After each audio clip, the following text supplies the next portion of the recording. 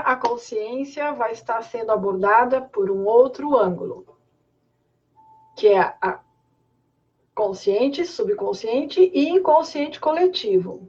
Então, quando nós falamos no nosso primeiro Ichigo Ichie, que foi onde começou tudo, que eu estava falando sobre a consciência clínica e sobre a consciência espiritual, então, nós vimos que a clínica tem um conceito, um parâmetro diferente de medir o consciente do inconsciente. Já a espiritual tem outro. Mas, quando nós falamos desta forma, fica muito interessante. Por quê? Porque a nossa mente, ela tem 3 níveis da consciência, que é a consciência propriamente dita, que é essa a qual nós estamos usando para nos comunicarmos agora nesse nosso Ichigo Ichie. Nós temos o subconsciente, subconsciente, que fica abaixo do consciente. E temos o inconsciente, que é o inconsciente coletivo. Entre o inconsciente coletivo e o consciente, nós temos o subconsciente. O subconsciente é aquela parte da nossa mente que vê tudo, sabe tudo, capta tudo. E tudo que nós fizemos, tudo que nós vivemos, fica guardado no nosso subconsciente. Então, tem coisas que a gente viveu, mas não ficam o tempo todo na nossa mente, martelando. Mas está no nosso subconsciente, ditando regras e normas. Então, o trauma é um registro no subconsciente de algo desagradável. Então, toda vez que você entrar em contato com alguma coisa que lembre o que você viveu, o subconsciente vai fazer a leitura e vai jogar a resposta. O subconsciente é a parte da mente realizadora. O consciente é a parte da mente que determina o que deve ser realizado. A neurolinguística fala muito bem sobre isso e explica como que funciona a parte da mente consciente, como através da mente consciente você pode acessar comandos para que o subconsciente realize. Mas o inconsciente coletivo significa que é a parte da mente, coletivo, é a parte da mente que une todas as mentes que existem no mundo. Por isso é um inconsciente coletivo. Porque tudo que a humanidade vive e experimenta está armazenado na parte da mente do inconsciente coletivo. O inconsciente coletivo é a parte da mente que tem tudo, que existe tudo. Mas, se no consciente não há necessidade, esse tudo não se manifesta.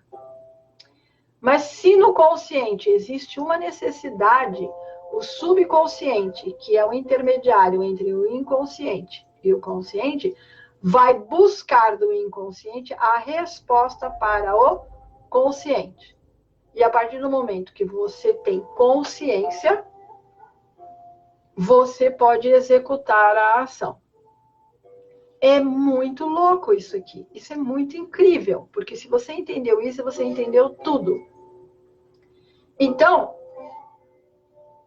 se eu preciso voar, mas eu não tenho asas e quero voar, o que eu vou fazer? Vou ficar pensando em como eu posso encontrar um jeito de decolar. Foi isso que Santos Dumont fez.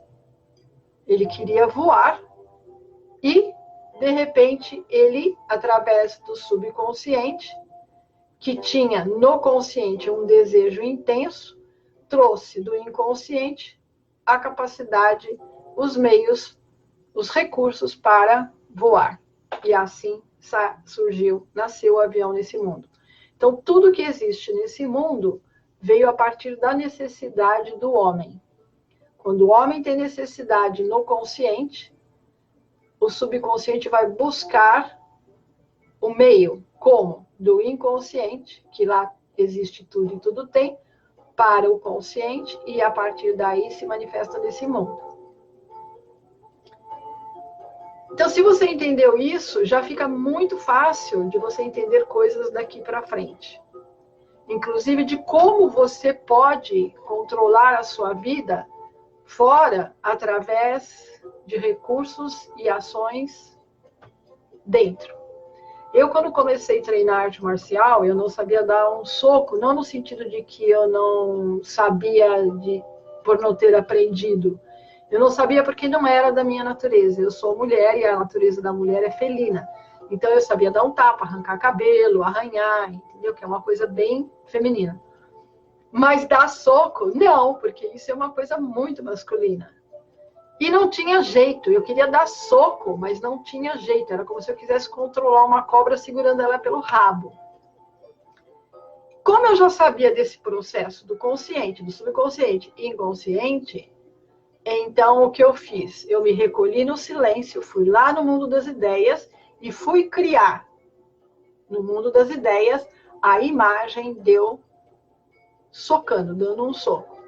Era impossível de eu conseguir essa imagem, porque isso não existia na minha realidade, não estava no meu subconsciente. Eu não tinha nenhuma memória, eu não tinha absolutamente nada. Então, quando eu quero alguma coisa que eu não tenho memória, eu tento ver e fica tudo escuro. Então, se eu não tenho uma memória, se eu não tenho uma imagem, eu não vou conseguir realizar. Aí, o que eu fiz? Eu fiquei lá no mundo das ideias, me imaginando, dando soco, até que começou a aparecer a ideia, a imagem, eu realizando aquela ação. Quando eu consegui isso, eu consegui dar um soco. E o meu colega de treino, no treino seguinte, ele falou, nossa, como você melhorou, até o treino passado não saía nada, como é que você conseguiu isso?